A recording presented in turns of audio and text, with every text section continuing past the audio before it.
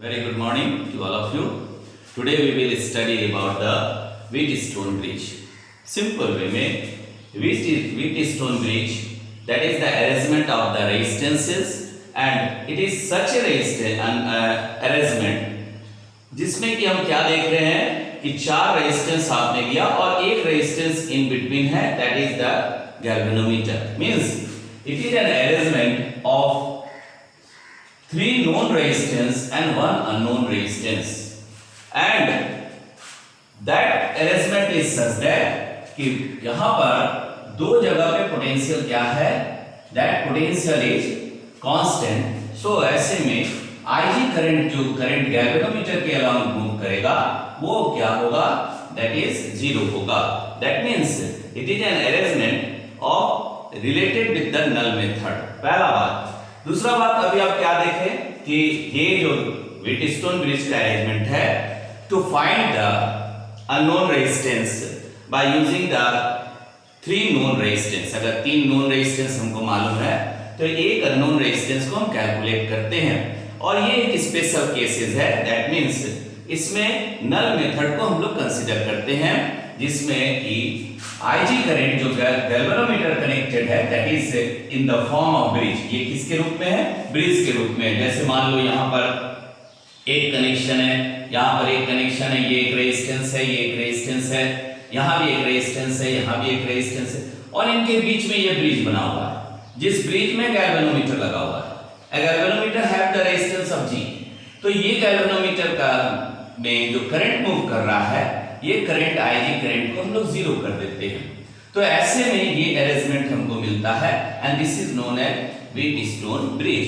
Wheatstone was the scientist has observed this phenomena and under certain condition he calculated the unknown resistance. तो अभी हम लोग यहाँ पर पहले क्या स्टेटमेंट क्या अरेंज देख रहे हैं.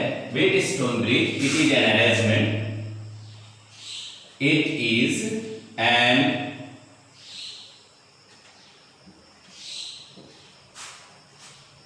arrangement of four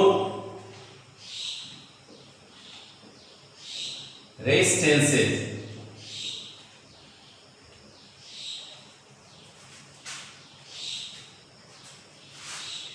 used for measuring one unknown resistance.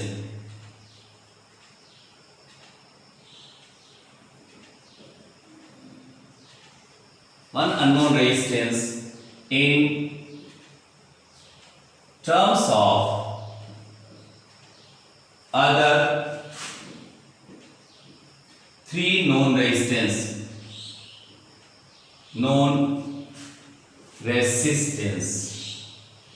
तो ये एक स्टेटमेंट हो गया, या कंडीशन भी ले लिए स्टेटमेंट, कि अगर एक अननोन रेजिस्टेंस को हम कैलकुलेट करते हैं bye using the three known resistance, unknown resistance को कैलकुलेट करेंगे bye using the three known resistance, तीन नोन रेजिस्टेंस की मदद से, तो ऐसे में ये व्हीटस्टोन ब्रिज कहलाता है. लेकिन अब यहां पर बात कर रहे हैं, पहले हम इसका रेजिस्टेंस का नाम लिख दें, दैट इज PQRS.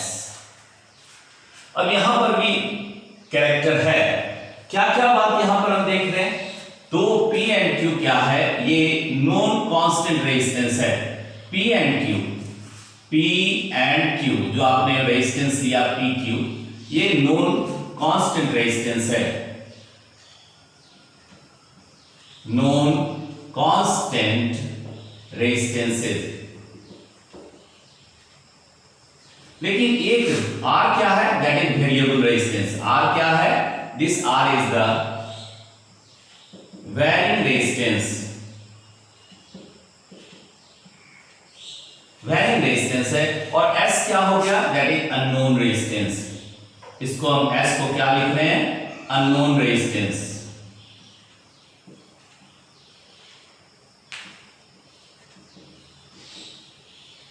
जिसको कैलकुलेट करते हैं, निकालते हैं.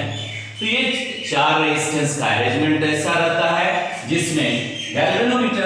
करंट मूव कर रहा है that is IG current that is equal to 0। इसका मतलब there is no deflection in the galvanometer. इसका मतलब the potential between the two ends of the galvanometer is constant. अब इस बात को हम समझ गए यहां पर कि मान लो यहां हमने एक पॉइंट लिया, यहां पर आपने बी पॉइंट लिया that is the B point, यहां हो गया सी पॉइंट और ये डी हो गया। ऐसे में क्या क्या कंडीशन या प्रिंसिपल क्या होगा that is the P by Q, bridge के अलोंग दो रेजिस्टेंस हुआ, bridge this is the bridge, bridge में गैल्वेनोमीटर लगा हुआ है, तो ब्रिज के अलोंग दो रेजिस्टेंस है P and Q, वो इनके रेशियो और R and S का रेशियो दोनों क्या होगा कांस्टेंट होगा। तो ratio among the two resistances along the bridge is constant, that is the one principle, and another अभी अपने कहा कि IG करंट क्या होगा 0 होगा। तो ये दो कंडीशन अगर फॉलो करते हैं तो हम व्हीटस्टोन ब्रिज से अननोन रेजिस्टेंस को कैलकुलेट करते हैं, और यही बात आपका प्रिंसिपल में हो गया, दैट इज द प्रिंसिपल।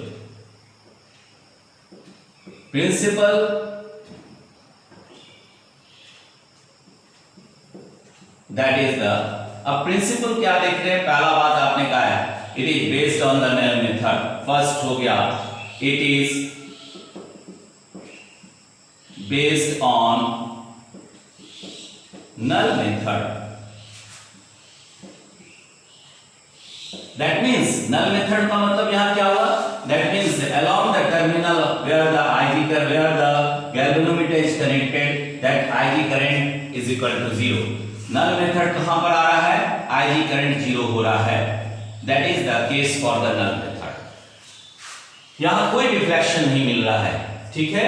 और दूसरा पॉइंट प्रिंसिपल के रूप में हम लोग क्या लेते हैं, that the ratio among the two resistances along the bridge, bridge क्या हो गया, ये ब्रिज हो गया।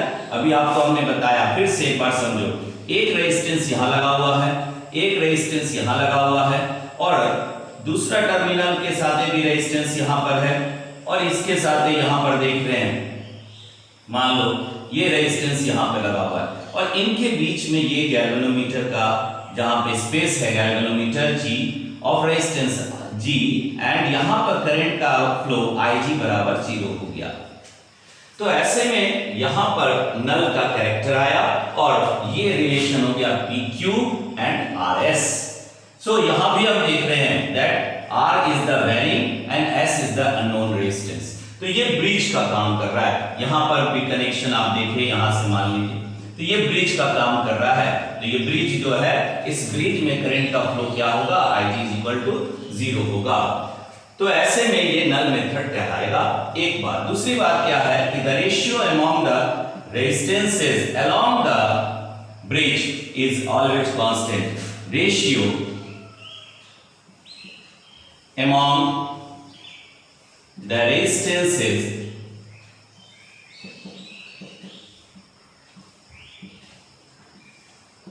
along the bridge, ब्रिज के along जो रेशियो रेजिस्टेंस आप कंसीडर कर रहे हैं, उनका रेशियो दैट इज कांस्टेंट। तो ये कंडीशन हो गया, दैट इज, अब यहां पर क्या लिख रहे हैं, P by Q is equal to R by S। तो ये कंडीशन अगर हम फॉलो करते हैं तो ही अननोन रेजिस्टेंस को हम निकालते हैं। अब इसको समझना है, बहुत आराम से हम लोग प्रूफ भी करेंगे और समझेंगे भी, बहुत इजी हो गया।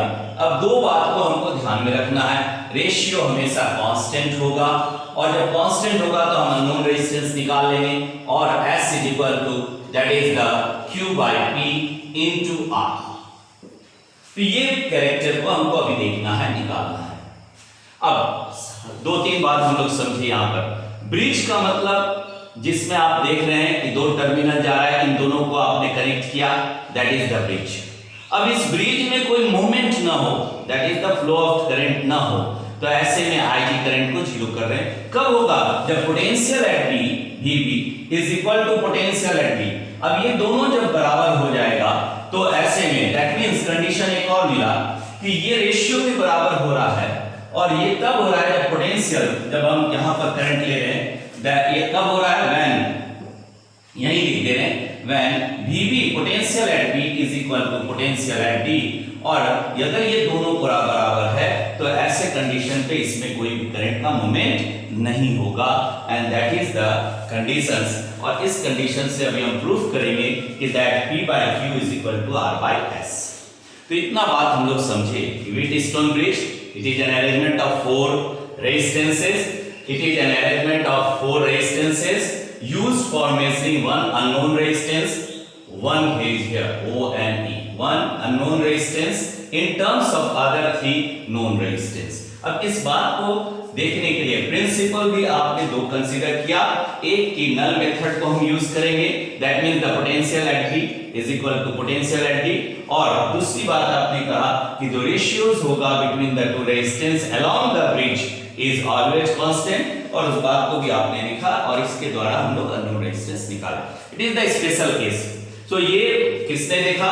व्हीटस्टोन ब्रिज ने, और उनके नाम से ये व्हीटस्टोन ब्रिज हुआ। इसका एप्लीकेशन 2 हम लोग देखते हैं, that is metre bridge, post office box और भी। तो ऐसे में मीटर ब्रिज आपके सिलेबस में in the experiment also we have to perform, हम लोगों को करना है। तो मीटर ब्रिज को इसके बाद देखेंगे, पहले अब इस बात को प्रूफ कर रहे हैं कि P by Q is equal to R by S। अब इसको देखो यहां पे,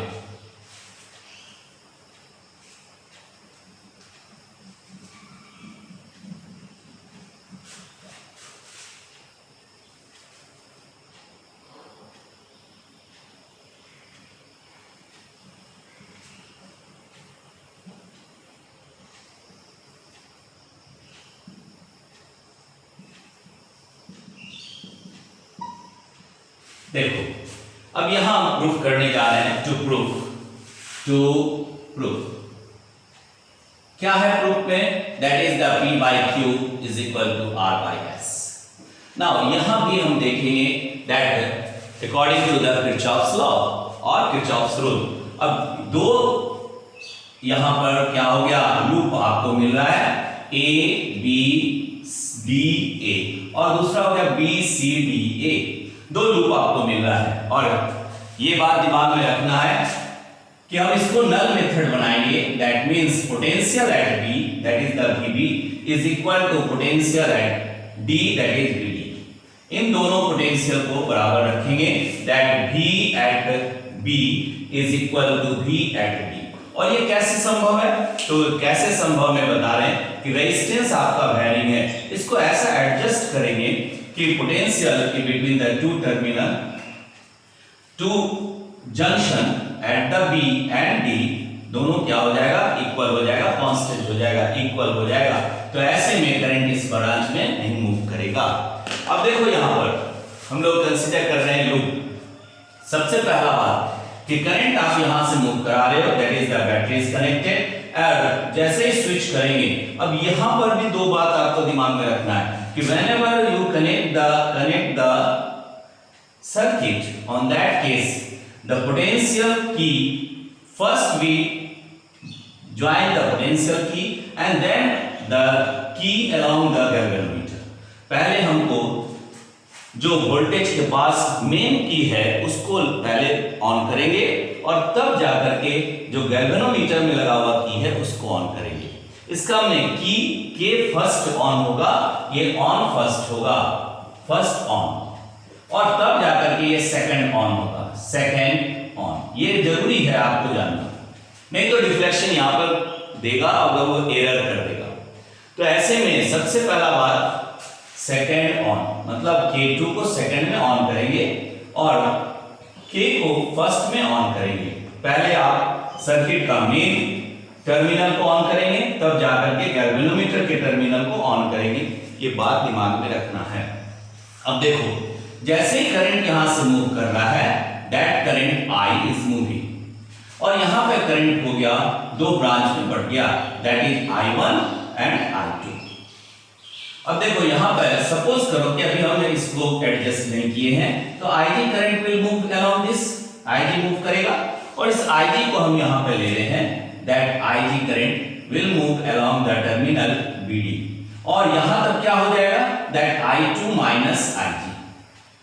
और फिर इधर से भी हम ले रहे हैं, ये तो इधर Ig आ रहा है और इधर से I1 आ रहा है, तो ये रिलेशन कितना हो गया I1 प्लस Ig। तो ये दोनों बात आपको मिल रहा है कि यहाँ पर करंट का वैल्यू क्या है और यहाँ पे करंट का वैल्यू क्या है। सो करंट आपने क्या लिया था, यहाँ पर I2 लिए एक ब्रांच में क्या लिए I1 लिए I1। तो ऐसे में करंट का मोमेंट आपको मिल रहा है। करंट यहाँ पे भी देखो, एकदम गौर से ध्यान से देखिए, यहाँ Ig करंट रिफ्लेक्शन में देख रहे हैं और इधर में आपका करंट है, जिस करंट का वैल्यू आप यहां से भी लिख सकते हैं, ये हो गया I2 माइनस Ig, और दोनों फिर ऐड हुआ और करंट आपका I वापस हुआ। सो I करंट को आपने कंसीडर किया, वो I करंट मूव कर रहा है, दैट इज द अरेंजमेंट। अब इस अरेंजमेंट के हिसाब से हम क्या देख रहे हैं, दो लूप है और किरचॉफ्स लॉ में हम लोग पढ़े हैं कि we will consider the loop in anti clockwise as a positive one. Anti clockwise को हम पॉजिटिव कंसीडर करते हैं, तो flow of the current in the anti clockwise whatever the appliances along this are considered as the positive one, जबकि clockwise को हम क्या consider कर रहे हैं, नेगेटिव कर रहे हैं। अभी ये दोनों ब्रांच में, इसमें भी और इसमें भी, यहां पर भी अगर हम ले रहे हैं तो ये भी एंटी क्लॉकवाइज को पॉजिटिव ले रहे हैं। तो हम धीरे धीरे सारी बात जाने कि यहां पर ऑन किसमें पहले ऑन करेंगे, किसको बाद में ऑन करेंगे, ये सब आप जाने और लूप कैसे लेंगे। और एक बात और ध्यान में रखना है कि किरचॉफ में आपने पढ़ा है कि जो लूप का कंडीशन आप एक लूप में ले रहे हैं वही सेकंड लूप में भी आपको वही लेना है, या जितना लूप उस जगह है उसका एक ही कंडीशन को फॉलो करना है।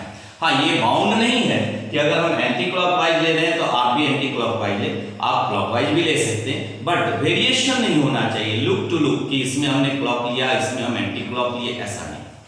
जहां भी लेंगे सेम कैरेक्टर को कंसीडर करेंगे।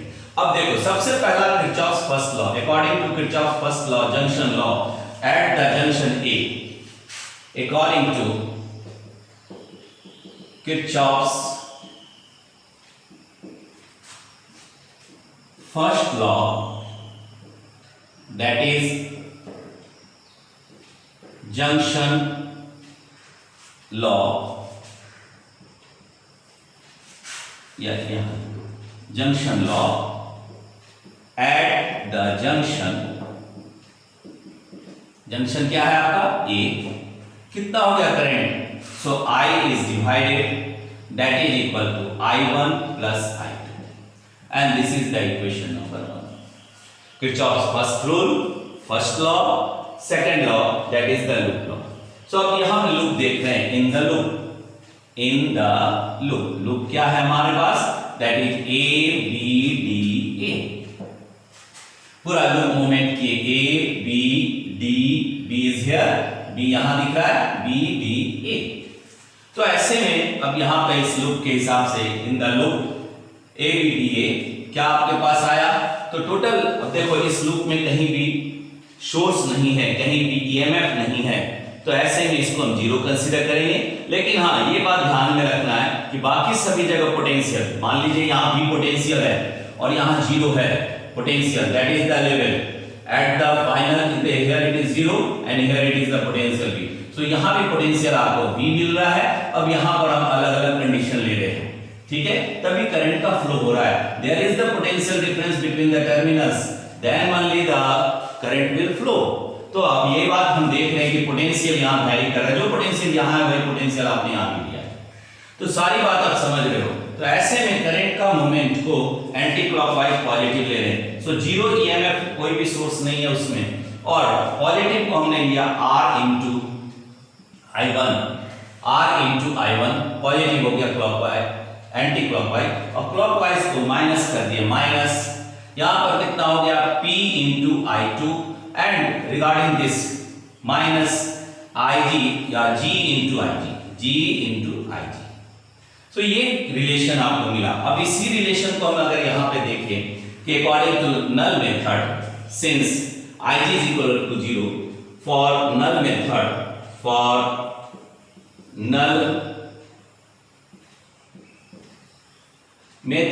Ig is equal to 0, और ये कैसे हुआ अभी हम फिर बता रहे हैं कि इस रेजिस्टेंस को हम इस तरह एडजस्ट करेंगे कि potential at the D and the potential at the B B point पे पोटेंशियल दोनों इक्वल हो जाएगा, दैट इज VB बराबर VG।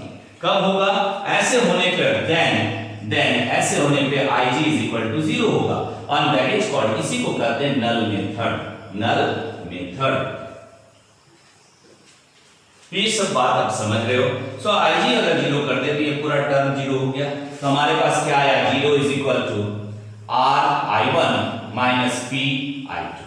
नाउ P को इधर कर दिए, सो I2P is equal to R1 RI1। अब ये रिलेशन हमारे को इस लूप में मिल रहा है, और इससे हमने निकाला I2 by I1 that is equal to कितना आ गया? R by P, and this is the equation number 2। अब देखो एक लूप को आपने कंसीडर किया, अब इसी तरह हम दूसरा लूप लेने जा रहे हैं, और दूसरे लूप के लिए भी अब पहला स्टेटमेंट तो हटा रहे हैं यहां पर, ठीक है। तो देखो according to now the second loop, in the loop that is in the loop कौन सा है हमारे पास? दैट इज द BCDB ये लूप है। तो इस लूप में भी हम एंटी क्लॉकवाइज दे रहे हैं, पॉजिटिव यहां पर देखो एंटी क्लॉकवाइज है, ये डायरेक्शन है करंट का, यहां पर भी एंटी क्लॉकवाइज और एक क्लॉकवाइज है, और इसमें भी कोई लूप में आपका कोई सोर्स नहीं है, तो हम यहां लिख सकते हैं 0 इज इक्वल टू, अब देखो यहां पर क्या मिल रहा है? IG और that plus I1 plus IG into S plus, यहां पर आप प्लस और ये हो गया माइनस में, तो minus that is the I2 minus IGS। अब ये रिलेशन S ने यहां Q हो गया, that is Q resistance.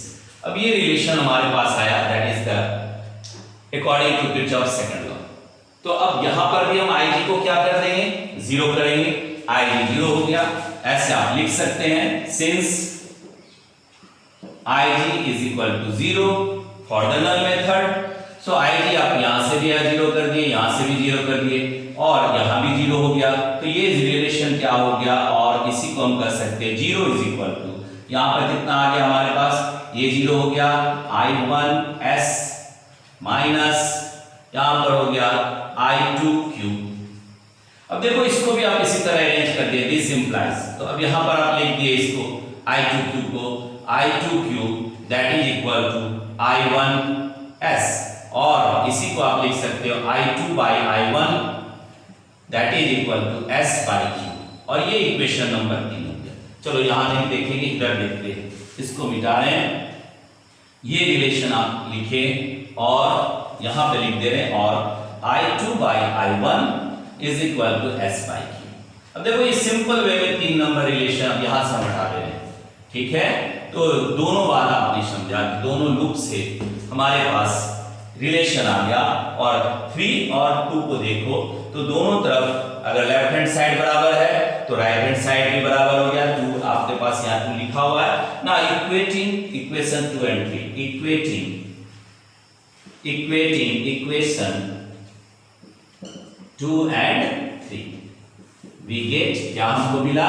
That is the, अब इसका रिलेशन S बाई Q, या इसको पहले लिखना है तो इसको पहले लिख लो, R by P is equal to S by Q, और इससे आपको S निकालना है, तो देखो यहां पर, और ये सिंप्लाइज, इसको मिटा देना यहां से, that is the, this implies, यहां पर लिख सकते हैं कि P by Q is equal to R by S। एक तो ये प्रूफ हो गया,